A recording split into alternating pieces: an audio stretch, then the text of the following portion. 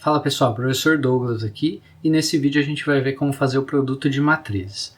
Só relembrando do nosso último vídeo, a gente viu como somar duas matrizes, né? Eu dei um exemplo lá dos salgadinhos que a Valéria fazia no sábado e no domingo. A gente viu que para somar duas matrizes a gente precisava ter matrizes do mesmo tamanho, certo? Com as mesmas características. Então repara que aqui nesse exemplo as duas matrizes têm as mesmas características, tanto nas linhas quanto nas colunas. Certo? E o resultado também. O resultado vai ter a mesma característica nas linhas e nas colunas. Tanto na matriz do sábado quanto na matriz do domingo, as linhas representavam os tipos de salgado. E nas colunas, a gente tinha os tamanhos de salgado. Certo? Então o resultado também foi desse tipo, né? Nas linhas eu tenho os tipos de salgado e nas colunas os tamanhos de salgado. Então eu só posso somar duas matrizes que têm características iguais. Já o produto ele foi pensado de uma forma diferente. Ele foi pensado de uma forma que a gente consiga relacionar matrizes com características diferentes, mas que são compatíveis. Então eu vou explicar com um exemplo para ficar bem fácil de entender. Tá? Então vamos supor que a gente fez um campeonato aqui com 5 times, time A, B, C, D e E, certo? Cada time jogou contra o outro duas vezes e a gente montou essa tabela com os resultados de cada jogo, certo? Então o time A teve 5 vitórias, 2 empates e 1 derrota. O time B teve 2 vitórias, 1 empate e 5 derrotas e assim por diante, certo? Bom, a gente já sabe, né, que normalmente em campeonatos a gente tem uma tabela de pontos, né? Então essa aqui é a nossa tabela de pontos. Cada time ganha 3 pontos por vitória, 1 ponto por empate e nenhum ponto por derrota. Então repare que essas matrizes elas não têm as mesmas características,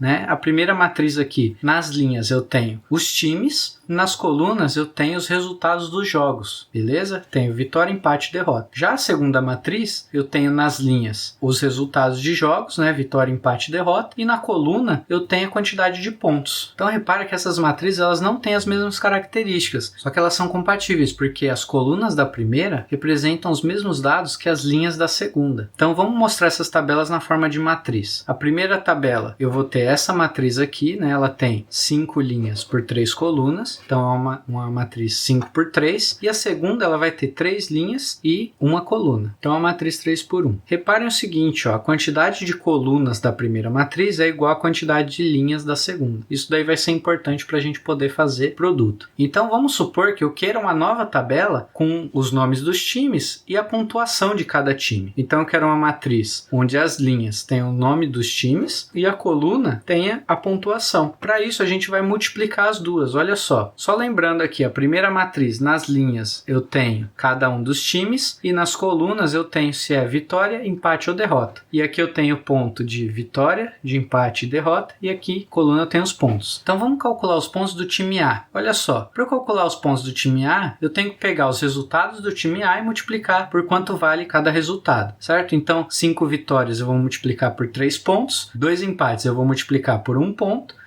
e uma derrota eu vou multiplicar por 0 pontos. Então eu vou ter a seguinte disposição aí, ó, ter 15 mais 2 mais 0. Então se eu somar os resultados, eu tenho os pontos do time A, beleza? Então o produto de matriz ele vai seguir essa ideia, tá? Vamos calcular os pontos do time B. Para calcular os pontos do time B, eu pego a linha da primeira matriz e multiplico pela coluna da segunda. Então eu tenho lá os resultados do time B e vou multiplicar pelos pontos de cada resultado. Multiplicando aí a gente faz a soma e a gente vê que o time B obteve 7 pontos no campeonato. E eu vou fazendo isso para todos os times. Então, o time C, eu multiplico os resultados pelos pontos. E aí, somando tudo, a gente tem a quantidade total de pontos do time C. Fazendo para o time D aqui, a gente tem a mesma ideia, né? Então, eu vou multiplicar a quarta linha pela primeira coluna ali. E aí, eu vou obter 10 pontos. E, por fim, fazendo o time E, eu vou ter a última linha multiplicada ali pela coluna da segunda matriz. Fazendo as multiplicações, a gente soma os resultados e obtém a pontuação total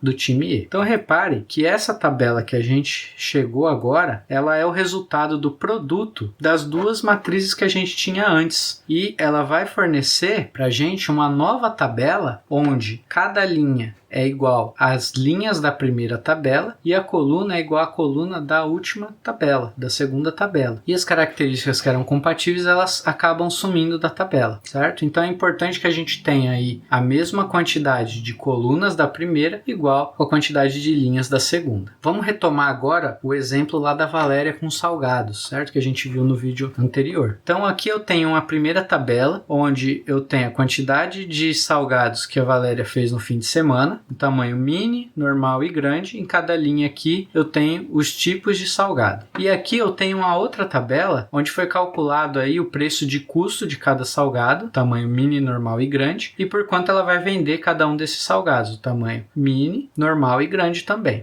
Certo? Então eu quero fazer uma nova tabela. Então repare o seguinte, as linhas da primeira matriz, elas representam os tipos de salgado. As colunas representam os tamanhos e na segunda matriz, nas linhas eu tenho os tamanhos do salgado, então elas são compatíveis, né? A quantidade de colunas da primeira é igual à quantidade de linhas da segunda e nas colunas da segunda eu vou ter os preços de custo e de venda desses salgados. Então, se eu multiplicar essas duas matrizes, eu vou ter como resultado uma matriz que vai ser nas linhas os tipos de salgado e nas colunas os preços de custo e de venda. Vamos ver como faz isso daí? Olha só, aqui transformando em matrizes, né? A primeira matriz é uma matriz 4x3, porque tem 4 linhas e 3 colunas, e a segunda é uma matriz 3x2, porque tem 3 linhas e 2 colunas. Vamos fazer o produto dessas matrizes. Olha só, eu coloquei aí de uma forma para auxiliar a gente a fazer esse produto, beleza? Então vamos começar aqui, ó, com a primeira linha e a primeira coluna. Como eu coloquei a segunda matriz ali em cima, o cruzamento